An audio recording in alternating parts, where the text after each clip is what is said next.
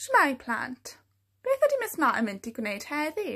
Ydy hi'n mynd i darllen stori, neu ydy hi'n mynd i canu? Dwi'n mynd i darllen stori heddiw, o enw Gwenon Gwningen yn mynd i'r gwely. Wyt ti'n barod? Gwenon Gwningen yn mynd i'r gwely. Dyma Gwenon Gwingen, gysglyd. O, amddilyfu gen. Wnawn ni helpu hi baratoi i fynd i'r gwely. Pa degen ydych chi'n mynd ag i'r gwely? Car, neu hwyaden, neu tedi? O, beth sydd o dan y pop-up? Mae Gwenon Gwingen yn gysglyd. O!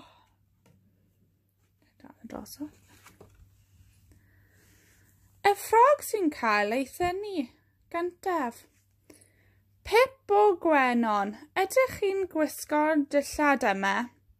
Vest, ffrog, neu knickers? Mae Gwenon yn newid.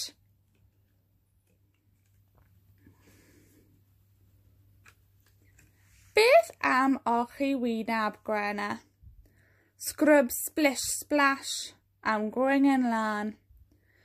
Beth sydd yn y bath gyda Gweno?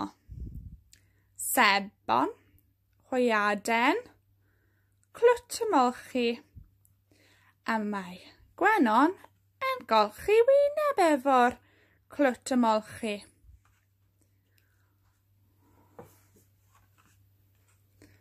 Nawr, brysiwch dannedd Gwenon. Brys a brys a brys. Gyda beth ydych chi'n glanhau'ch dannedd? Brys dannedd, pas dannedd a mwg. Ydy hi'n golchi dannedd? Ydy, mae hi'n brysio dannedd yn dda.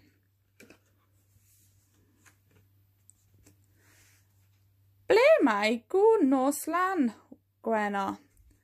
Dyma hi yn y cupboard. Gyda beth ydych chi'n brysio'ch gwallt? Efo drych, brys a gŵn nos. Beth ydy Gwenon yn gwneud? Mae hi'n gwisgo i fynd i gwely. Mae'n bryd i ni gael stori amser gwely. Mae Gweno eisiau darllen y llyfr ar ei phen ei hun. Beth ydych chi'n ei hoffi o'r ei amser gwely? Gwydrad o llaeth, llyfr lluniau neu tedi? Mae Gwenon yn cael gyd yn nhw. Mae hi'n cael llyfr arall a mae'n cael llaeth. O, mae hi'n darllen llyfr cyn fynd i gwely. A mae hi wedi yfed y llaeth. Rowch Gwenon glud yn ei gwely. Sys, nos da. Ost, ble mae teganau Gweno? Mae tedi dol. Ydy hi'n cysgu efo nhw? O, mae hi'n rhoi crutch mawr iddo yn y gwely. A mae llyfr wedi gorffen. Hwyl fawr plant.